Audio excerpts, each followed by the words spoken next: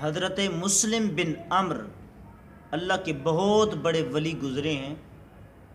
وہ فرماتے ہیں کہ میں گھر میں سویا ہوا تھا، اچانک میرے دماغ میں خیال آیا کہ ہمارے ہمسائیوں میں ایک شخص ایسا ہے جو قبرستان میں جا کر قبریں کھودتا ہے اور جو ان سے قبریں لیتا ہے اس کی مزدوری اس کو دے دیتا ہے اور اس کا گزر بسر جو ہے ہو جاتا ہے، گھر کا زندگی اس طرح اس کی گزر رہی ہے۔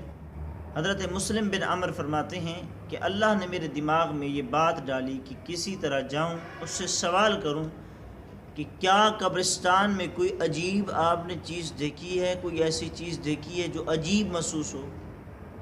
حضرت مسلم بن عمر فرماتے ہیں کہ اس بزرگ کو ملنے میں چلا گیا اس کے گھر، تو جا کر جب میں نے یہ سوال کیا کہ آپ قبریں کھودتے ہو قبرستان میں، تو کیا عجیب چیز آپ نے کبھی دیکھی ہے؟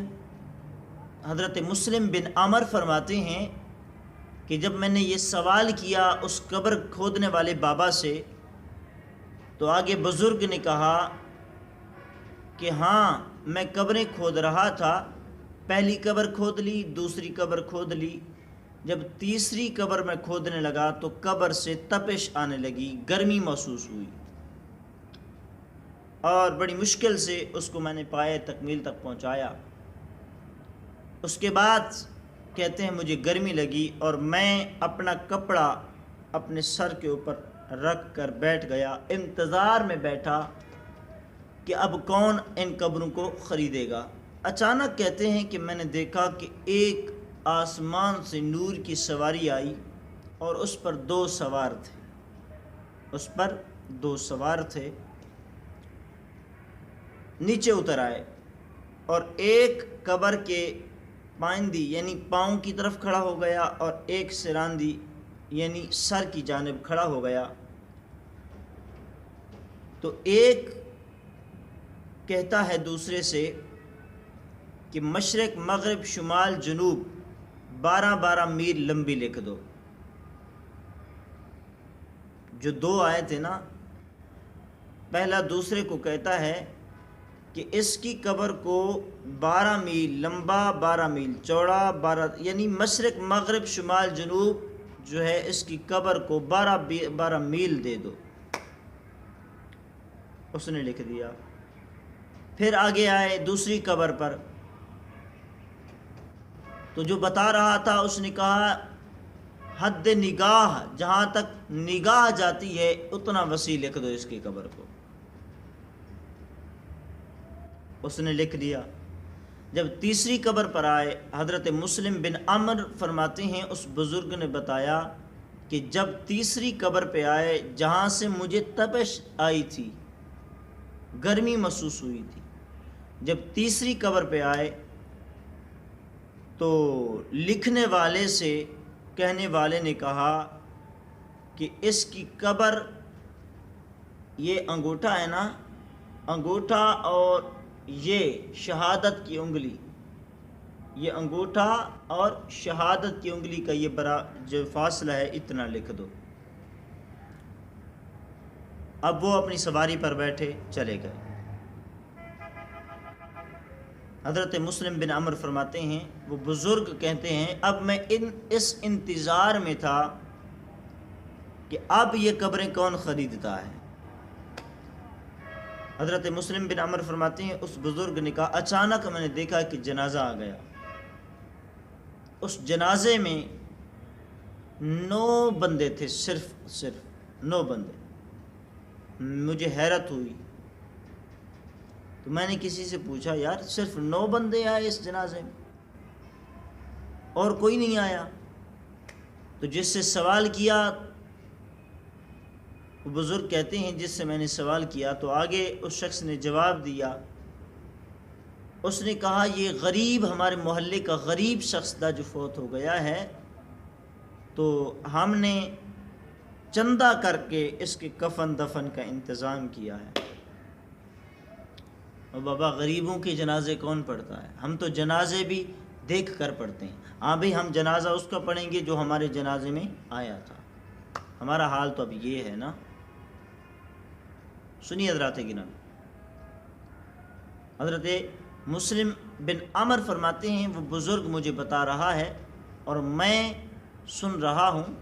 اس بزرگ نے بتایا کہ میں نے پھر اس سے سوال کیا، یہ بتاؤ کہ یہ کیسا شخص تھا، یعنی اس کا حال کیسا تھا، اس نے زندگی کیسے گزاری تھی؟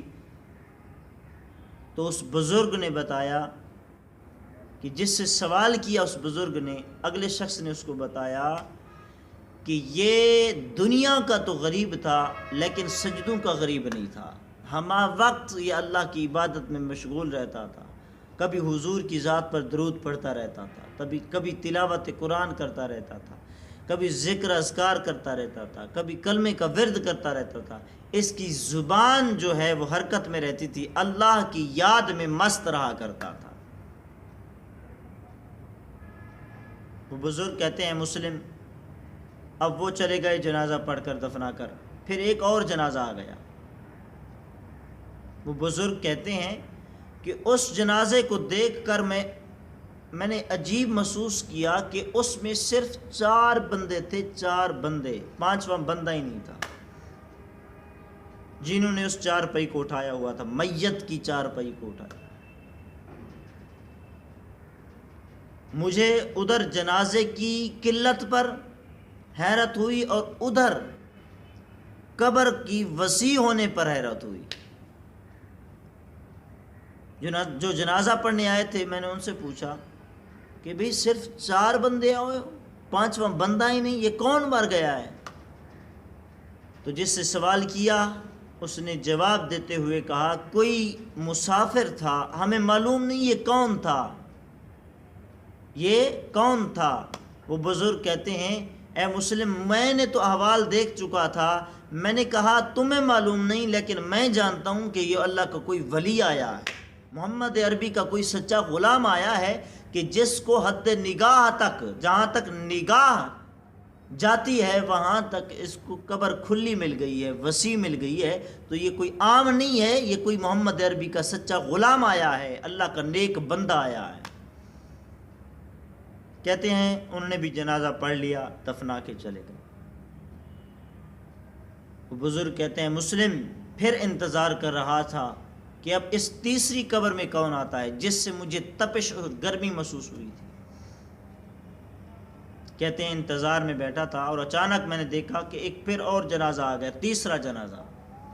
کہتے پیچھے عوام کا سمندر تھا، بڑے بڑے لوگ، M P M, M N A, M P M, یعنی بڑے بڑے آفیسرز، ایڈوکیٹ، لائرز، بڑے بڑے لوگ اس کا جنازہ پڑھنے آئے ہوئے تھے، اور اس کی میت پر جو ہے ویلویٹ کی چادر بچھی ہوئی تھی، پھول بکھرے ہوئے تھے اس کی میت۔ کہتے ہیں ادھر وہ بزرگ فرماتے ہیں مسلم، ادھر میں جنازے کی کثرت پر حیران ہوا اور ادھر جو ہے قبر کی قلت پر حیران ہوا کہ جنازہ اتنی بڑا ہے لیکن قبر جو ہے اتنی جو ہے چوڑی جو ہے سخت ملی ہے، اتنی جگہ نہیں ہے، اتنی وسیع نہیں ہے۔ کہتے ہیں میں نے کسی کو علیحدہ کر کے پوچھا بتاؤ بھئی یہ کون مر گیا ہے؟ کسی نے کہا یہ بہت ہمارے علاقے کا بڑا وڈیرا تھا، اس کی بیوی فوت ہو گئی ہے، اس کی بیوی فوت ہو گئی ہے، یہ اس کا جنازہ ہے۔ تو میں نے پوچھا بھئی بتاؤ ان کا حال کیسا تھا، انہوں نے زندگی کیسے گزاری تھی؟ انہوں نے کہا دولت تھی لیکن ان کی گھر میں دین نہیں تھا، محمد عربی کا دین نہیں تھا، قرآن پڑھاتا رہتا تھا لیکن ان کے گھر میں گانے چلتے رہتے تھے۔ حضرت مسلم بن عمر کہتے ہیں اس بزرگ نے کہا اے مسلم، اس وقت سے میرا کانٹا بھی زندگی کا جو ہے بدل گیا، میں نے بھی توبہ کی کہ مجھے سمجھ آ گئی کہ دنیا میں جو چاہے کریں لیکن جب قبر میں جاتے ہیں اللہ اور اس کے رسول کی شریعت نافذ ہو جاتی ہے، اللہ اور اس کے رسول کا نظام چلتا ہے۔